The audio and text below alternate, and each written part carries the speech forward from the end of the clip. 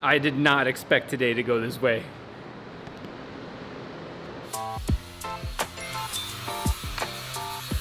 This is not the 4-rotor. It's still a 3-rotor. Oh my gosh. Look at all of that Bondo. So I don't have Joel out here filming because I don't want to hurt his lungs. But look at how much Bondo is back here. This is before me.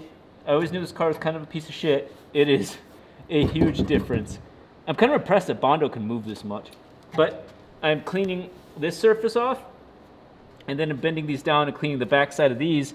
So when I bend them up, metal to metal, to tack these onto here. Kind of giving it some flat pressure like this, and then bringing it up.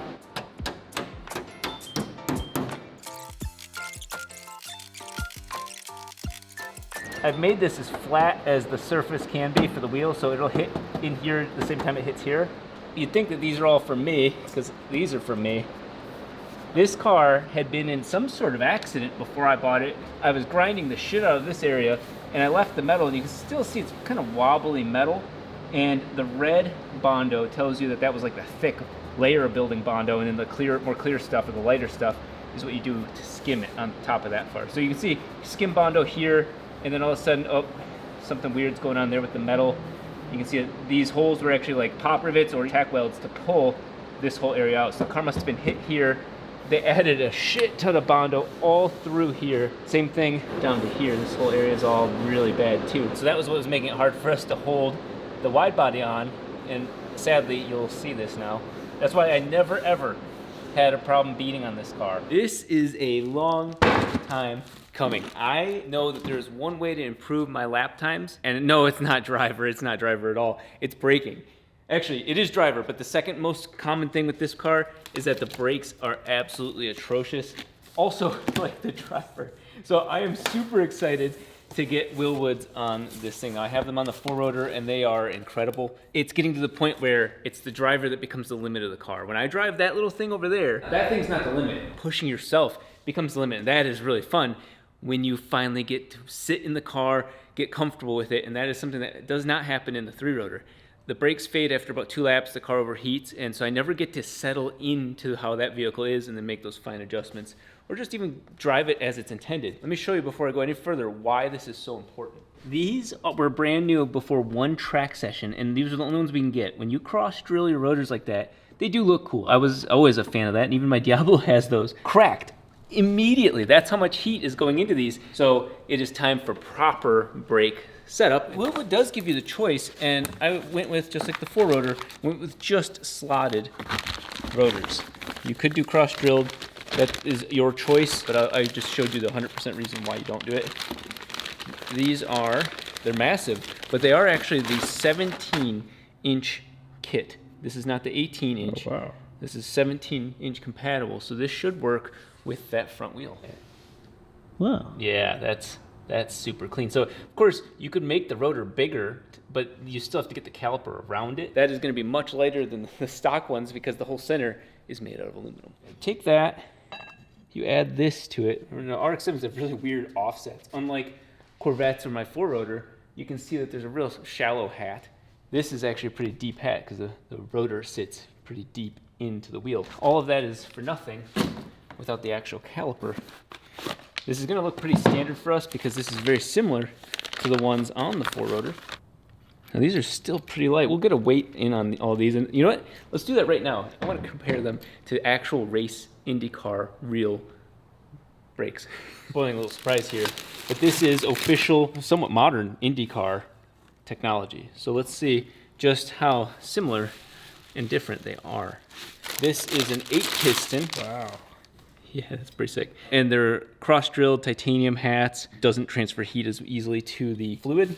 And then the third part that we're going to compare is the hat. As you guys know, I have built my entire life around researching and tinkering and trying new things and learning, and 3 in the morning understanding what this life is all about. So when it came to AG1, this has been an amazing product for me. There are 75 vitamins, minerals, and other sorts of adaptogens and all that sort of stuff. 75 is a lot, and to that point, I was just recently reading about ashwagandha, I was recently reading about different types of magnesium, And on my personal opinion, I was like, man, there's the generic magnesium oxide. I found out that there are potentially better ones. Studies have shown, right? And so then I look in here, I'm like, wonder if it has either of those. And they have magnesium, but as magnesium glycinate. I don't even know how to say that. The point is that that is a higher quality of magnesium. Oh my God, I'm already taking it. And no wonder I feel so good. No wonder I feel vibrant and ready to go. I'm already taking the things that work well. And they're all in one product. AG1, you have my absolute love because I just keep learning more and more of why this product is so good. Go to athleticgreens.com/RobDahm to get started in your order. And Athletic Greens is giving away a 1-year supply of vitamin D3K2, immune supporting, as well as 5 free travel packets, which are my personal favorite, with your first order. That's athleticgreens.com/RobDahm. Thanks to AG1 for sponsoring this video. We'll start with the IndyCar stuff. Kilograms. I was like, whoa. 10 pounds. That's okay. what? That's almost. Yeah, it's 11. Just shy of 11 pounds. Whoa. 12.6. So you're a pound and a half more, and you can kind of see where. I mean, look at. That's it. Just more But material. I think what's mind blowing is that they're basically the same. Let's take a look at the hat, and that's 1 pound 10 ounces, 1 pound 7 ounces. The calipers, 4 pounds 9 ounces, 6 pounds 6 ounces. So you do have an increase in weight. I think that, again, that's pretty obvious to tell why.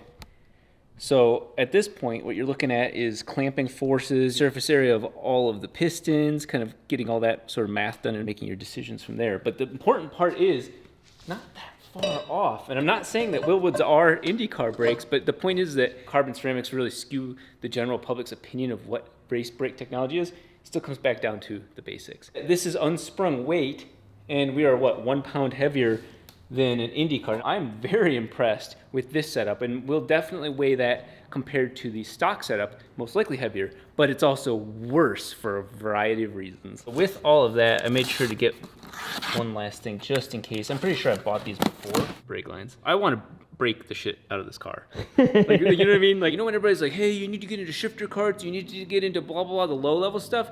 What they don't tell anybody, it's like this elitist concept, is that teaches you the basics of cars. These high-end custom kart things, they're not to make you a better driver because they're advanced. They make you a better driver because they get rid of all of the stereo, the extra weight, the weight transfer, the body roll, the interior. It's just you and 4 wheels and the minimal stuff between it. And you realize all these basic weight transfer issues. You realize all these basics. And so that's what I want. I want the basics. I want to be able to slam on the brakes and stop. I don't want to worry about brake fade. I don't want to worry about any of that sort of stuff. I want maximum braking, and I think we did it.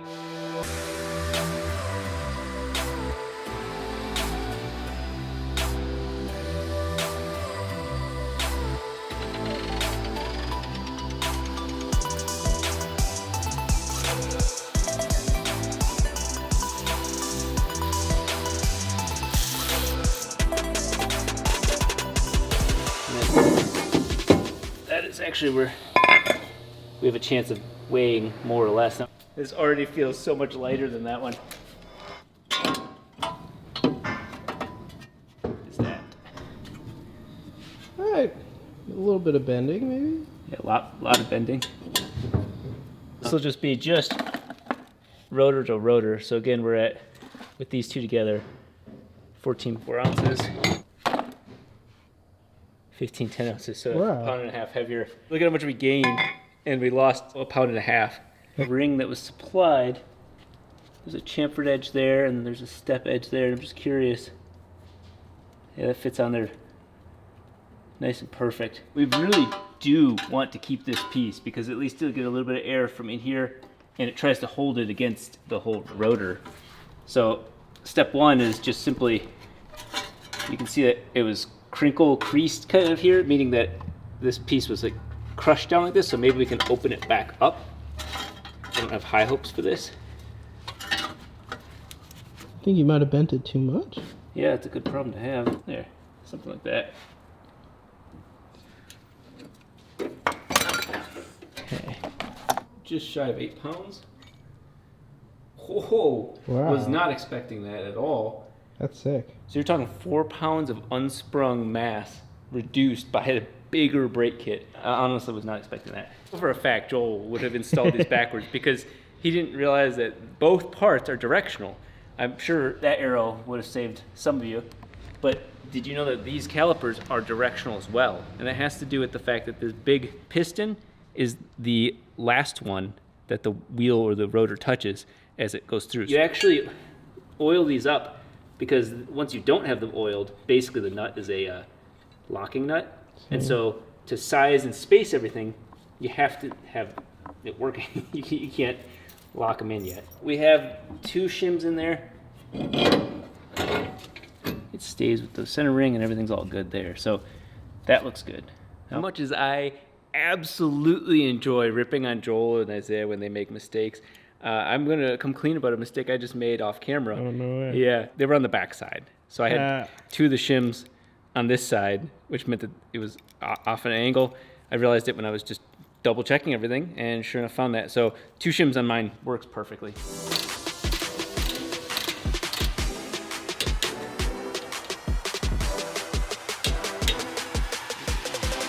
Setup. I don't think that your original ones would work. I had stainless ones for this car for years, but distances and fittings and everything might change. I went and worked over the brake lines a lot, and there's some small things I would do aesthetically for minor details, but it is time to put the 17-inch wheel on and see what that looks like. Oh yeah. I'm more or less happy that the rotors are cracked, you know? That's the number that's Yeah.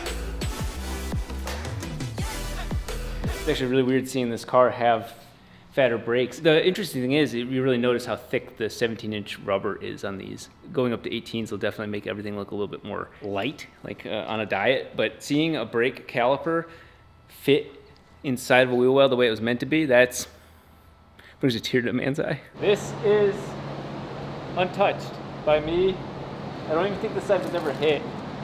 So I'm gonna try a nice, clean, simple way of doing this. I'm gonna just cut straight up and then use my little jigsaw to cut the rest. Wow, look at that, that's got Bondo too. What the hell? Yeah, it's pretty thick. Oh, that is thick. Holy shit. I don't know how bad this car was hit.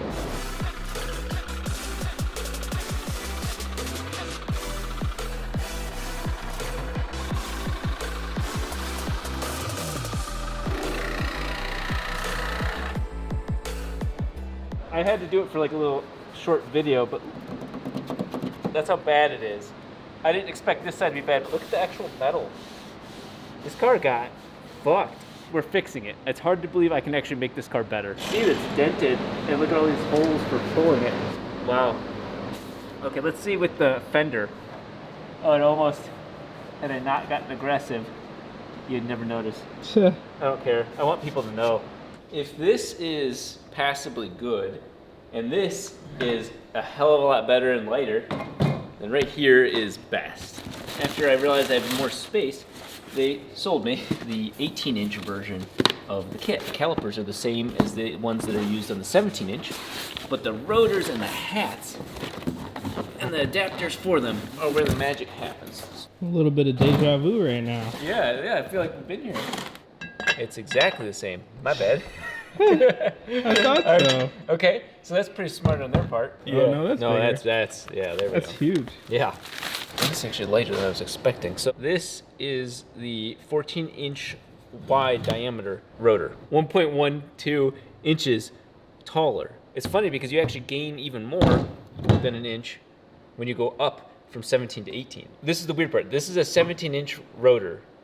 It's not, it's 12.88. It's meant for a 17-inch wheel and having this like that, right? So what you end up with is, I think, 15-inch total. The inside of your wheel has to be 14.9 for this kit to work. On this kit, on the other hand, it ends up being like 16. So what do you gain with this? Well, first of all, it should be more mass than this. It should weigh more, which means that it takes more energy to heat it up to the same temperature as this. But secondly, further distance from the center means that you grab this with the same amount of force and friction as you grab right here. This is going to apply more braking force. So let's take a look at the weight. 14 and some change. Yeah, 14 point, what was it, 4 or 5? 5. Whoa, okay. Oh, wow. Okay, that... You didn't even have to do anything to answer that question. Yeah, so we're talking half a pound at least more. And then I think this will add... We're talking 2 pounds more, which is still less than the stock brakes. You can already see that this That's going to be really a tight fit. tight fit. I did the math, and it should still have... I think you want to have 80 thousandths of clearance from the caliper to the wheel. Right now we're at 0.8 inches instead of 0.08 inches. So if you add another half inch, it's 0.5 inches. So 0.8 minus 0.5 gives you 0.3 inches. So we'll have 30 thousandths of an inch between the wheel and the caliper, but that's well within spec. So we'll go ahead and just set this gently on the surface. So you're gonna see a little bit of a caliper sticking out. That's so sick. God, that's what we wanted. That is what we wanted. All I did was I swapped these brackets out, put those little spacers on the brackets, and then shimmed it. Just same exact everything else. It's gonna be close. That looks sick. That's badass. That is so Is there even sexy. anything else there? Yeah, so as you can tell, if you have the wheel weights poorly put on there or something like that, this is not going to fit. My dream brake kit right there. Oh, Nimino.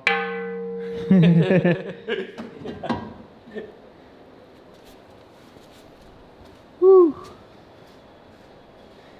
Yeah.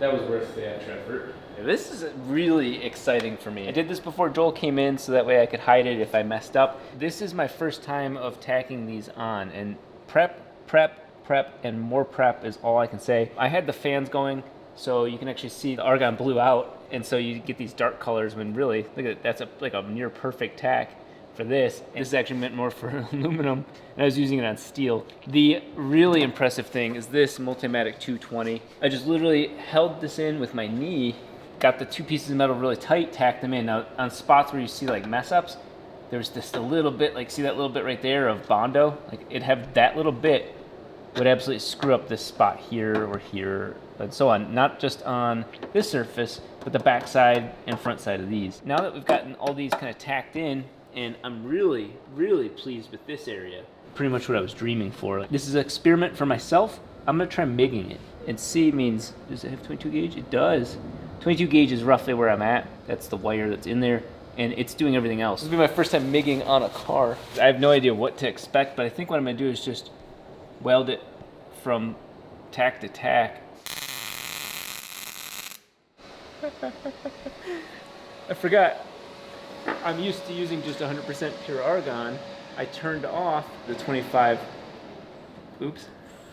That was pure dry. Oops. That explains the I was like, color. wow, I am so confused. It's definitely not going to, Go anywhere? yeah, go anywhere.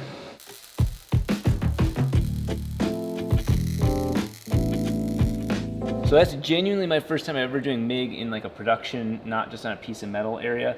And I'm really happy because all of you MIG welders are not in any fear of losing your job to me. This is a very thin metal, and you can see that there's something there. I'm getting there. There's a lot of shit, and you can see the contamination still even plays with this area here, even though I worked very hard to clean that up. I'm gonna go ahead and clean these off and see how this looks. You see a lot of problems with this stuff. That one, even though it's tall, it's properly adhered to both pieces. It's a little cold. This is like the dream, like super flat.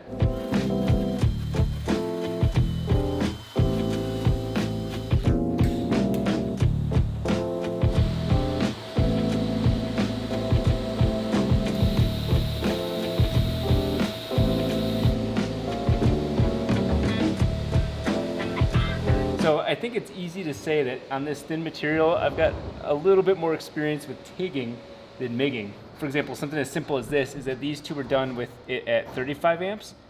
This was done with it at 40, so I could move quicker. It was colder but hotter. It's such a backwards thing, I think, when it comes to welding, is that the colder it is, the hotter you get it because you're waiting there longer trying to get it to melt. This is what I'm looking for, and it means way less grinding. I cannot recommend the Multimatic 220 enough. You're talking about me, who is not the chief welder on the channel, doing 20 thousandths thick metal with dirt, Bondo. I've cleaned it and prepped as much as possible. So this is air cooled, it's not water cooled. I have choices, it's all in one machine. We have the Dynasty 210 over there with all the trick top end stuff, right? But this is proving that this Multimatic can do it all. I'm very, very pleased with the results. Learned a lot about what I would do next time. I didn't realize how much the shape you cut here would end up influencing the overall arch. Now, this isn't an arch that you're gonna see, it's just that affects, you know, the wheel bouncing up. Now, it's flat. This is very level inside of here. Ultimately, we'll probably put some sort of sealant, definitely some etching primer. That's TIG. Over here on the other side is MIG, a fraction of the time. And if you get your settings right, I think that could be very formidable, especially if you're okay with grinding. This side was prepared better though, so I wish I'd take this side. But there you go. It is finally time to mount this fender, pop it in. I think we're gonna pop rivet or riv nut the fenders on, but the hard work's done. Here's the real test. You can definitely see that if the tire was over here, it's hidden, Wow. It's tucking. Tell right there where I made that mistake with the cut. That's literally because of the cut flattening out right here, and then look at it, goes back in. It's over an inch and a half of bounce, even with the tire sitting right here. That's how much the tire can pop in. I don't even know if the FD suspension is good at that point. Let's see, this is gonna be low. Oh, I lowered it even more. That's good, that's really good. I guess I was expecting it to be way lower, but that's like almost ideal ride height. Try and compress it a little. Let's see how much it'll go. Well, the rears are notoriously firm. Yeah, you're chilling. Yeah. So we got 2 inches of travel right now. That side's looking perfect with the wrong wheels. Let's see what this side looks like.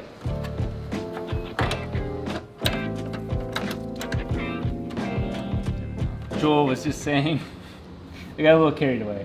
And I'm okay with that. You guys know, once I go in hard. And I wouldn't have been happy knowing that was all there.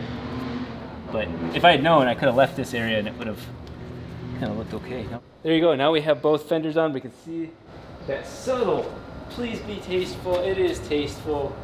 It makes the rear wheels look not wide enough when they were sticking out too far. This is... Oh, you look like an angel right now. Chris Angel. See if the gas cap opens. What is it? Nice. That's, Not nice. so if it's sitting closer. Oh. Oh, okay. So we definitely need to make sure these fenders are pushed in that area. It is time to semi-permanently mount these fenders to the car. Not permanently enough because Abe, the body guy, is going to help do the proper final. But we have these little riv nuts here. We're going to with M4s. Shear strength and all that of the nut itself is not a problem. But now that we have it right here, as soon as I pull and squeeze this, it'll pull the head of this and it'll crush the metal in between these lips, and you have a nice little semi-permanent fixture to mount to. This has to be the size of this thing, but that's not M4. That's the outer container of this riv nut. So when we go to drill the fenders, those only have to be slightly wider, which keeps it more material, more kind of strength there for the M4. That way it was way quicker than I was expecting. Yeah, that's what I was looking for.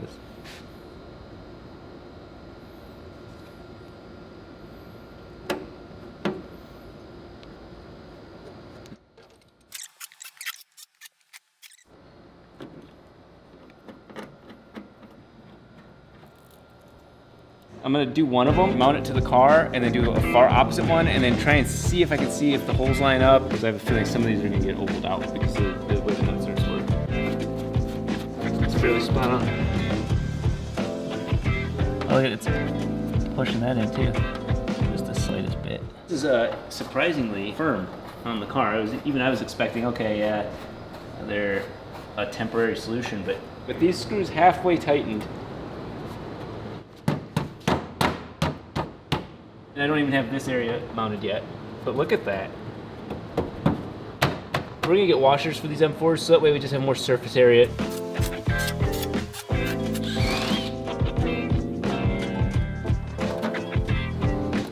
I'm actually very pleased with how these are fitting, even though there's still tons of small body work to be done to it, but that's not for this phase. This phase is to cover the wheels, and they have successfully done that to make these 315s.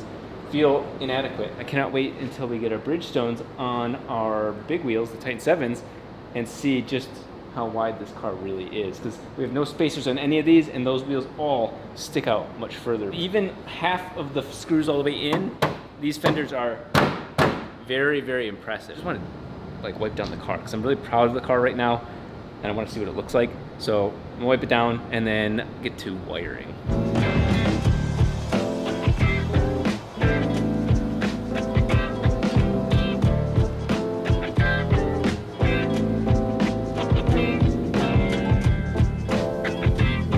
So I'm here at APR, and I've loved their products longer than I've had RX-7s. And so I bought this years ago. Yeah, so we only use this on the 200 GTC 200 stands, which are smaller, more less horsepower cars. Celica. Yeah, you said it's a Celica, yeah. Yeah, so it's pretty old. Yeah. Definitely don't use that type anymore. I still love it, but they've got some cool new stuff, and we need brake ducts. As high as RX-7 and stuff. Oh, that is cool. So a little bit higher than the other ones. The other ones are probably, Yeah. so you get a few inches on it. Two different choices for the air ducts. I think we could fit that, no? I think we could. In our case, we have the duct going straight to the coolers, but we also could put this next to the coolers, below or above or whatever. We've got a lot of choices.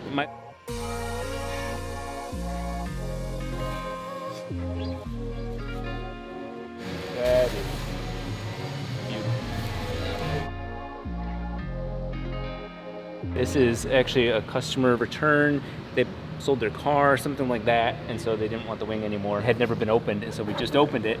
And the very first thing I didn't know about the newer ones, that's a carbon piece.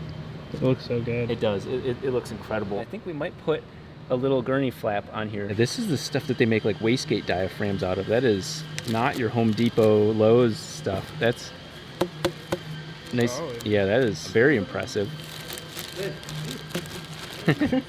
Slinky. There's a little bit of question of whether or not the stands are in the right spots, and I want to point out the wider the better in this case. We have these on the old stand spots. We'll fill those holes back in and fix it. That's not a big problem. There's where there's a little bit more rigidity. If you're gonna have it on here, you'd rather have it out on this edge. Now the question is it off by a little bit? It fits. That's tall. Even though APR was a little concerned, this wasn't meant for this car, and it works really, really well because these stands are sitting in an area where the metal's thicker but flatter, so we don't have to drill into three-dimensional stuff, and we can hold on to it here and of course reinforce it down here if needed. We've put it in the medium aggression, medium attack, and what we've found is that it looks really good. Now aesthetics are of course something that is important to me with this wing, and when you get a wing this expensive, you want it to look good and be functional. So one of the really cool things I noticed is look at the angle of this area. I assume that the wind coming off of the top of the car has some weird shit going on, and so you get this kind of neat swoop with that, and then you get this more aggressive out here. Good. This actually kind of follows the same body lines and sucks in as the car sucks in, but we can go more aggressive and go less aggressive, but we have that little gurney flap that'll help make the less aggressive more aggressive. So I think we're gonna set it at this level, put the end caps on. We're inside the limits of the car, so this is pretty cool. Did it just get hot in here? It did. It did. Oh my god. Does it look good? Yes.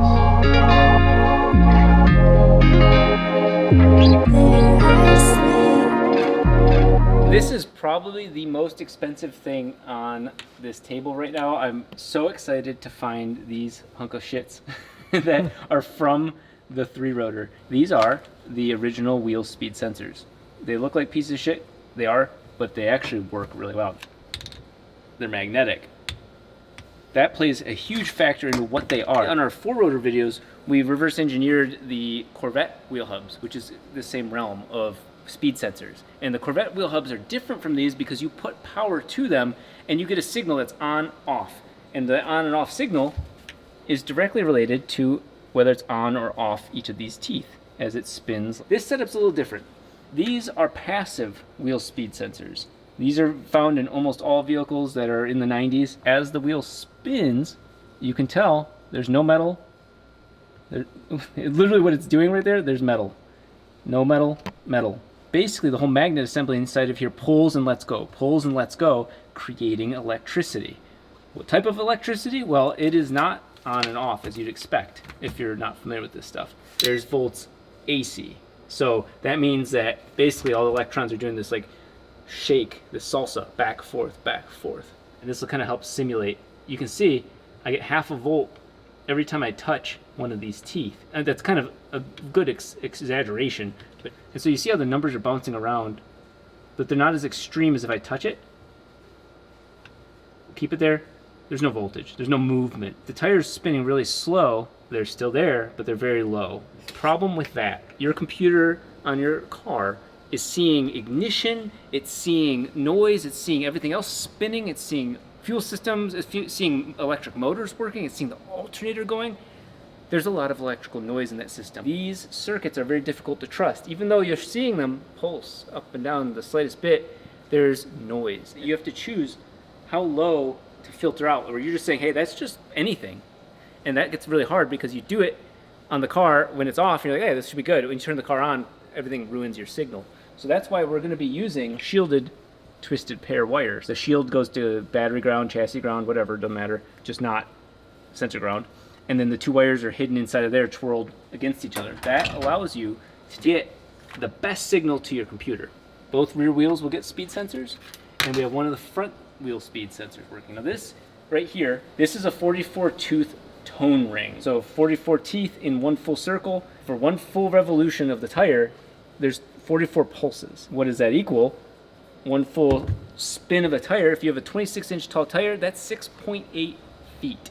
If you divide 6.8 feet by 44, you end up with just shy of an inch and 2/3, inch and 3/4 per pulse. And so I bought the input expander. This thing has 4 circuits all in here: frequency input, frequency input, frequency input, frequency input. Those are for all 4 wheel speed sensors. Unfortunately, the stock FT600 and lower, they only have 1 of these, I think. And you need at least 2, especially on a rear-wheel drive car, and they need to be on the same side of the car. I made that mistake before too. But so we have 3. We're gonna skip through a lot of this, but basically what you're gonna see me doing is running a lot of this wire to each of the rear wheels, to the front wheels, and then also to the transmission, because the transmission also has this as well. All that will be filtered, clean, separate from the rest of the wiring harness, and we'll get the best wheel speed data we can, so that way we can have the computer do the best job it can do. Watch this. Oh. 0.1. This is in volts AC. Go faster. I'll try. And you should see You get up to 0.3. 3. Yeah, so 0.5 volts is what you'll often end up seeing when you're testing these. This is the really cool thing. If this signal has no other wires running near it, we're going to turn this to a little thing over here called Hertz. Hertz is pulses per second. What we should see, if I can spin this, 1 full revolution, this thing will have pulsed 44 times in 1 second. So Joel will hold this. Up to 25. Yeah, so 25. You can tell I'm not getting 1 full revolution. 1, 2, 3, 4. You'd be moving much quicker. But the point is the signal is strong enough for this thing to recognize 18 pulses or so, within a second. I don't know how it samples it. That's all on the computer and the electronic hardware of the computer you're using is how it tells you how did it get to 18. But the point is it worked even at that low of a speed. It knew that I was 18 pulses. Now watch, if I do like a really small, like 6,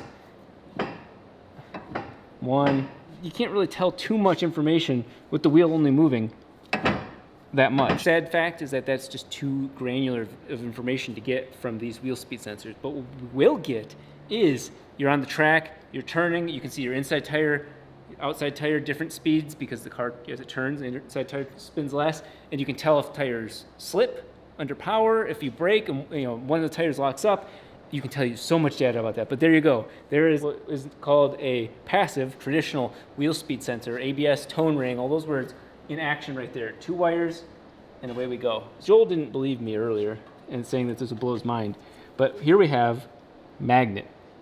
The M part of electromagnet, EMI, EMF, electromagnetic frequencies. We're going to use a magnet and run it along the wire. Yeah, there you go. You can see, look at that. So I'm What are you doing? I'm creating a magnetic field, which is exactly what the field in here is creating. That's just a magnet getting pulled and let go by chunks of steel.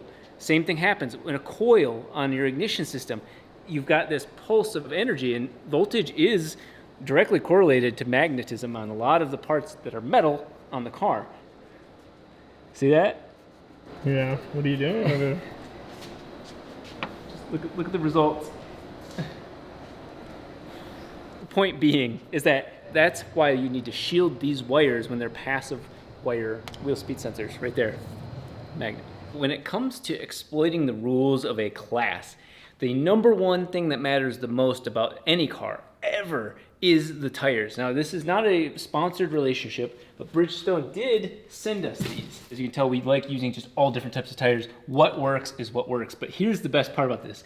This is the RE71 RS. I've heard nothing but good things from my friends about this, people that I trust on the track. The maximum width that you can have in this class is a 285. So we did that, and this is a 200 tread wear tire. And that's the other requirement of the class, is that it has a 200 tread wear. The lower the number, so 0 would be tires that wear out immediately and are super sticky. 200 is like a reasonable, like, hey, I drove it to the track and on the street. As you guys know earlier, we actually did on the white car, the FC, we did the Kumo Extas V730s, and they're great tires, also in this same class. 200 tread wear class is a very weird class of tire because everybody's kind of cheating. All the tire manufacturers are all doing different things to still be a 200. This tire is going to be the basis of why we did everything to the 3-rotor, is all for this. So these work with those. And we're gonna go ahead and get those mounted on there and then get those on the car finally to see what that car looks like with some sexy 18-inch tall tires and wheels. One of the biggest problems with this car is its ever-changing camber and caster and all that. These little extra plates that are welded on, or tacked on really, on this sub-control system, the subframe, are very lightly tacked. And this one, I've just pushed it back into place, but it was sitting way out here. So if you were to put a lot of lateral force, if you were to take a left turn, the whole car would push this way, right? It's fighting the tire. And so the thing would slide this way. And if you took a right turn, well, the tire's trying to hold you from sliding to the left. And so the piece could move that way. So what I did, this is our old setup, and this is our new one. Unfortunately, I don't have the bolt yet for the new one. I moved it where it has the slightest bit of play, which is, you know, a no-no, but I have to get it ready for this setup, which is essentially press fit in there. So that's why you'll see that I'd rather tack it in right for the final setup. And so this setup is actually kind of nice. Once it all works and have the right bolts for it, then, you know, we can basically dial our suspension as we want. But I'm gonna go ahead and tack this piece in because right now it was sitting all the way out here, causing tons of problems. The bolts on this side are this double, they call it H style. And then the bolts on the opposite side in the rear of the car are the D. These two D bolts are gone from years ago, before I even had the car. So we have a mix and match. I don't like that. Like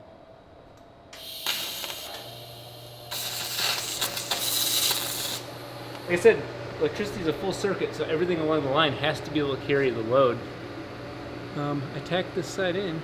Real slight, and we can tack something to that, but it's gonna hold quite nicely. How do these work? Well, it's basically like a camshaft, and so when you spin it, assuming it's staying in the right spot, really all I'm doing is just going back and there we go. This is you. See how this is moving?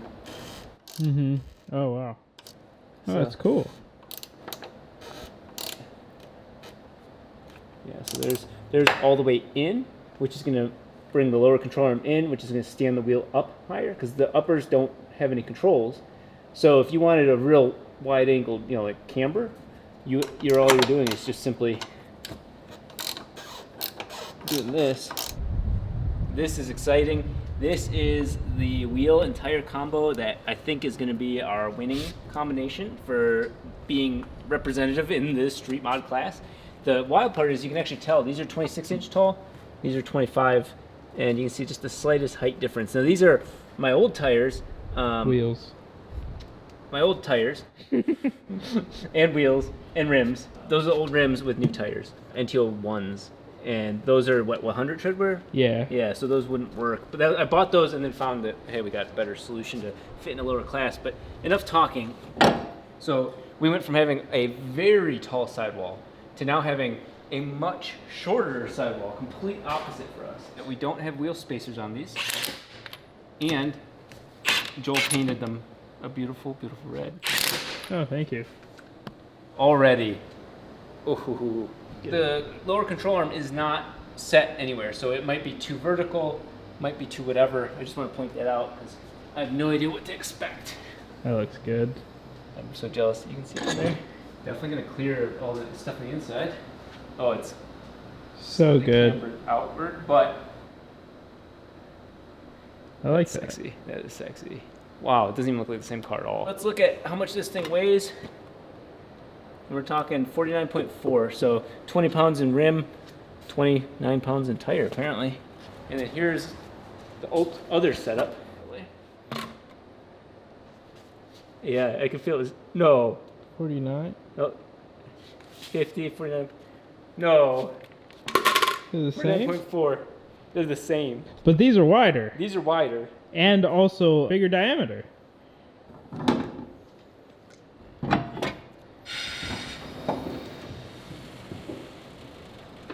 That's nice. God, that is. We have no height adjustments yet. It's definitely under the fender. Yeah, I already have enough camber in there. Well, look at the front. That front looks crazy right now. Oh, it is so close. This is a very, very, very, very square setup too.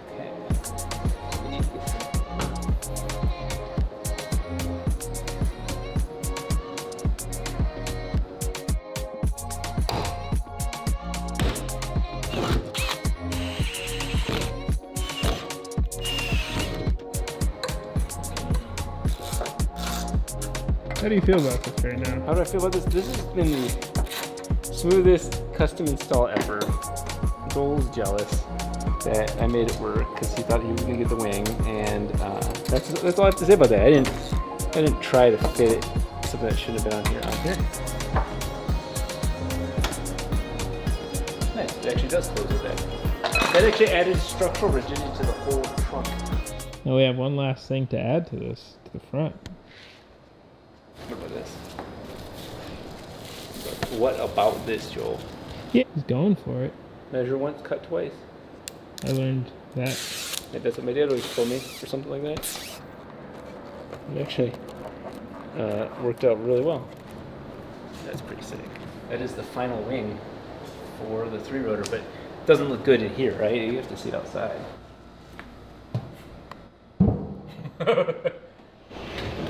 Okay, hopefully there's nothing else on top of this.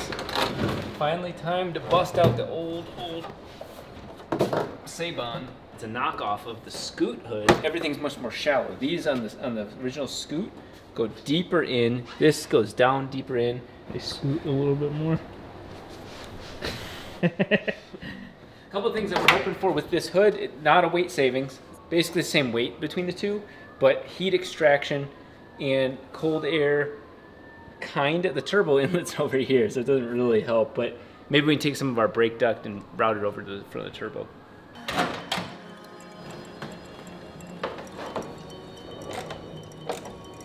Now the trick is you can use my nose to like hide the car before the reveal, like this, boom, and then I turn and ooh. Wow, that's sexy. Oh my god, what a different looking car. I feel like the wheels make the paint look better. Yeah, the wheels do make the paint look better. That hood, again, too flattened, but still much more effective. It's just coming together so nicely.